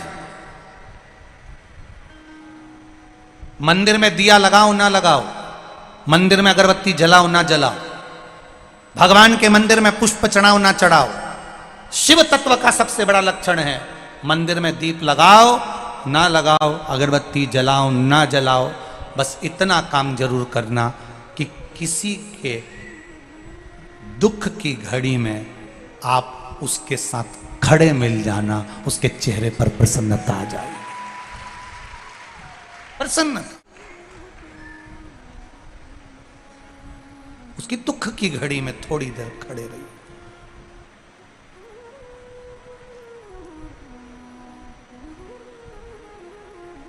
आया, दुख आया है, चले जाएगा, वापिस सुख भी आ जाएगा, पर आप उसकी दुख की घड़ी में अगर 2 क्षण खड़े हो गए ना, तो वो जिंदगी भर नहीं भूल पाएगा, जिंदगी भर नहीं भूल सकता, जिंदगी भर। आप खड़े होइए उसकी दुख की घड़ी में, थोड़ा सा तकलीफ आए, थोड़ा सा कष्ट आया और आप वहां जाकर खड़े हो गए, तो वो अपने आप को बलवान समझता है कि मेरे साथ में ये खड़े हैं, मेरे साथ ये खड़े हैं, कदम से कदम मिलाकर खड़े, दुख की घड़ी में खड़े हुए। मत जलाओ दिया अगर कहीं नहीं जला सकते, मत लगाओ अगरबत्ती नहीं लगा सकते, पर किसी के चेहरे पर प्रसन्नता लाकर रख दीजिए, किसी के चेहरे पर स्माइल लाकर रख दीजिए। जब आप किसी के चेहरे पर प्रसन्नता लाकर रख दोगे, स्माइल लाकर रख दोगे, किसी के चेहरे पर अगर खुशी लाकर दे दोगे तो वो मंदिर में दिया लगाने से भी बड़ा सुख प्राप्त हो जाएगा आपको। वो मंदिर में दिया लगाने से बड़ा आनंद प्राप्त हो जाएगा आपको। आप लगा दो उसके चेहरे की प्रसन्नता। वो कहे बुरा किसी का कर ना सको तो बुरा किसी का मत करना, फूल नहीं बन सकते तो तुम कांटे बनकर मत रहना। अच्छा बन सके अच्छा करिए, प्रयास करिए।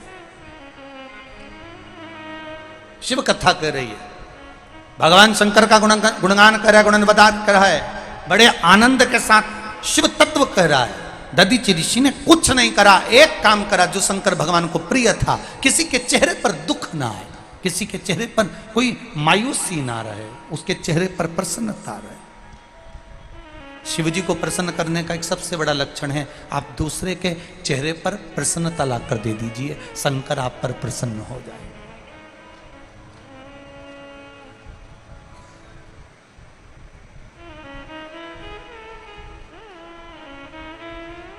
बहुत विचित्र संसार है, बहुत विचित्र संसार। आज के जमाने में प्रत्येक व्यक्ति किसी न किसी के पाँव को खींचने में लगा हुआ है। बस खींचने वाला पाँव खींचता रहे, तुम इस हाथ को परमार्थ के कार्य में लगाते रहो, वो पाँव खींचता रहेगा, ऊपर वाला हाथ खींचता रहेगा। लगाते रहो।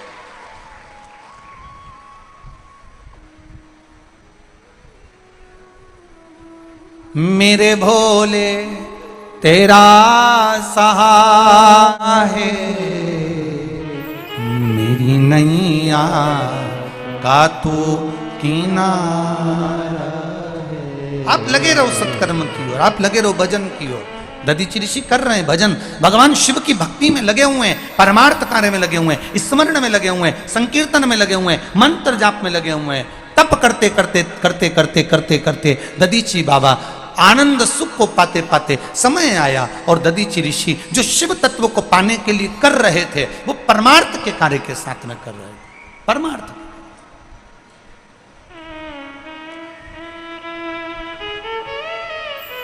दो चीजें होती हैं, एक व्यक्ति भजन करता है तो भगवान के लिए करता है, और दूसरा व्यक्ति ऐसा होता है जो भजन करता है तो दिखावे के लिए करता है।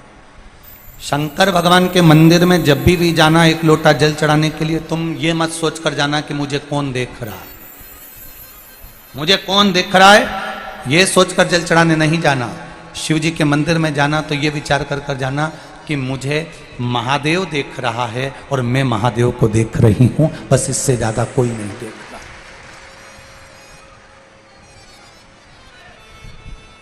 हमारे भीतर महादेव समाहित हो जाए। आप में से कितने लोग हैं जो घर जाते जाते शंकर भगवान की बात करते करते जाते होंगे? जरा बोलिए, जरा हाथ उठाओ। हैं?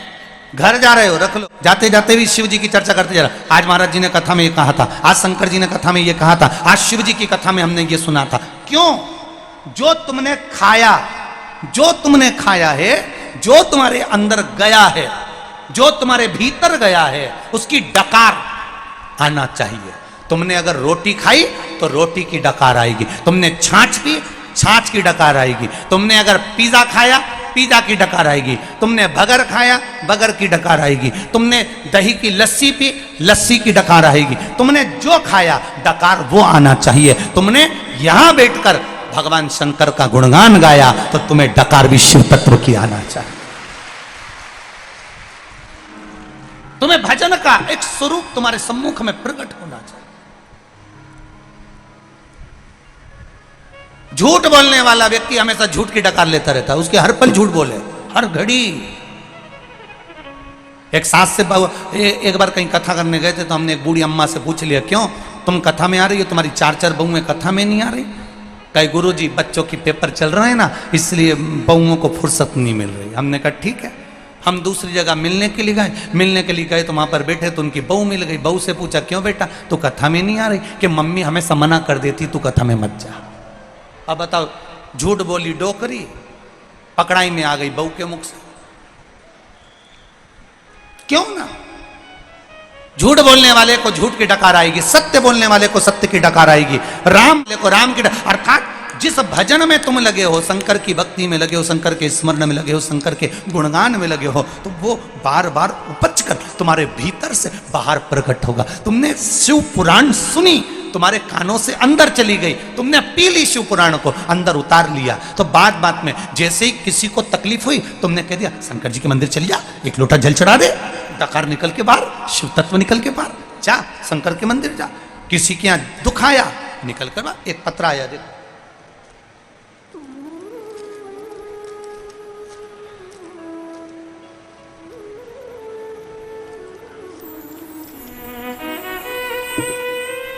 ये पत्र देखिए।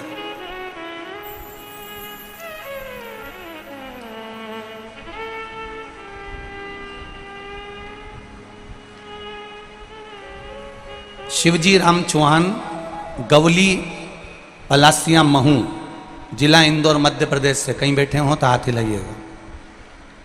शिवजी राम चौहान, गवली पलासिया महू, जिला इंदौर। कहीं बैठे हो तो हाथ हिलाइएगा। कहीं बैठे हो। गुरुजी, मेरी छोटी लड़की जिसके घर में 3 लड़कियों ने जन्म लिया, बच्चेदानी की एक ट्यूब उसकी फट गई, बेकार हो गई। डॉक्टरों ने कह दिया कि अब इसको एक भी संतान नहीं होगी और इसको संतान का सुख अब नहीं रहेगा।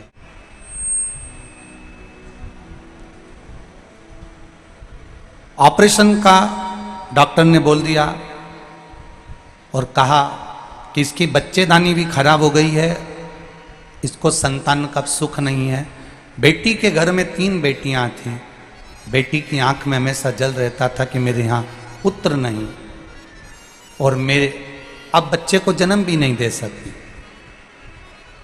गुरुदेव, पशुपति नाथ के व्रत का मैं क्या वर्णन करूं। मेरी बच्ची की बच्चेदानी खराब हो चुकी थी, ट्यूब खराब हो चुका था, संतान का कोई सुख नहीं था। 3 बेटियां होने के बाद अब उसका कोई चांस नहीं कि इसको संतान होगी। फिर भी पड़ोसन के कहने पर इसने पशुपति व्रत कर लिया, और पशुपति व्रत करने के बाद बस 3रा व्रत पूर्ण हुआ और इसका गर्भ ठेर गया। अब देखिए गुरुदेव, गर्भ ठेरा, बच्चेदानी खराब, संतान नहीं होना थी तो भी गर्भ ठेर गया। बाबा की कृपा देखिए, इसके 2 पशुपति व्रत और हुए और बाबा की कृपा ऐसी हुई 31 अक्टूबर 2022 को मेरी बेटी के गर्भ से एक बेटे ने जन्म ले लिया। ये शिव तत्व है, ये शंकर, ये ओघड़ी। उस बेटे का मैं फोटो भी लगा रही हूं। बेटे ने जन्म लिया, डॉक्टर ने कहा कि तुम्हारी बेटी का गर्भाशय खराब था, संतान जो हुई है इस बच्चे के फेफड़े काम नहीं हैं, ये बच्चा दूसरे बच्चे जैसा नहीं रहेगा, बच्चा हाथ पैर से विकलांग रहेगा, ये बच्चा स्वस्थ नहीं रहेगा। गुरुदेव, सुनते से ही घर का व्यक्ति सीहोर गया, कुबेरेश्वर धाम पर जाकर बाबा से विनती करी, वहाँ कंकर शंकर को प्रणाम कर कर बाबा से मांग कर एक बेलपत्र और एक रुद्राक्ष लेकर आ गए। हम बहुत प्रार्थना करें तब जाकर वहाँ के लोगों ने हमें रुद्राक्ष दिया। हम उस रुद्राक्ष को लाए, पानी में गलाकर शिवजी को चढ़ाए, उसको बच्चे के शरीर पे लगाना प्रारंभ करा कि बाबा इसके फेफड़े खराब हैं और बच्चा हाथ पैर से विकलांग रहेगा, ये डॉक्टर कह रहे हैं। गुरुदेव, बाबा का क्या गुणगान करूं, मेरे जो बच्चा है वो हाथ पैर से भी ठीक हो गया और डॉक्टर कह रहे हैं उसका फेफड़ा भी काम करना प्रारंभ कर दिया। ये शिव तत्व जिसका फोटो में उस बच्चे का लगा रहे, इसलिए बेटमा में हम यहाँ प्रणाम करने के लिए बाबा को आए। हर हर शिव तत्व को जानो। कहे आपका भजन, आपकी भक्ति, आपकी दृढ़ता, आपका विश्वास जब प्रबल हो तो उसका एक आनंद अपने आप समाहित, अपने आप। शिव महापुराण की कथा कथी दधीचि ऋषि ने अपने भजन के बल को बढ़ाया। और दधीचि ऋषि के भजन के बल को जो बढ़ाया, केवल भजन का बल कैसे बढ़ सकता है? तो शिव कथा कह रही है कि परमार्थ का कार्य कर कर कितना कितना ये बेटमा नगर के आप थोड़ी थोड़ी दूर पर जाके देखो, बेटमा नगर एक एक व्यक्ति ने पानी के प्याउल खोल रखे हैं। थोड़ी थोड़ी दूर पर जाकर देखो, कोई पोहा बांट रहा है, कोई सामग्री बांट रहा है, कोई कुछ बांट रहा है। भक्तों के लिए कितनी व्यवस्था करके रखी। एक बार बेटमा वासियों के लिए जोरदार ताली बजाकर स्वागत करें। आज इन्होंने अपने धन का सदुपयोग करा है। कमाने के लिए तो जिंदगी पड़ी है, दुकान चलाने के लिए जिंदगी पड़ी है, जोड़ जोड़ कर अलमारी में रखने के लिए जिंदगी पड़ी है, पर आज इन शिव भक्तों के लिए, जो शंकर के गण हैं, जो कथा सुनने आ रहे हैं, इन शिव भक्त के लिए जिन्होंने अपनी तिजोरियों के खजाने खोल दिए हैं, बाबा उनके घर में वैसे कुबेर का भंडार भर देगा। यह शिव तत्व है, यह औघड़ी है। धन्यता है आपकी, बहुत बहुत साधु बात है, बहुत बहुत साधु। शिव तत्व है महाराज शंकर। दधीचि बाबा ने परमार्थ कार्य किया, भजन किया, स्मरण किया, कीर्तन किया, मंत्र जाप, और साथ में कुछ परमार्थ का कार्य करते रहे। करो।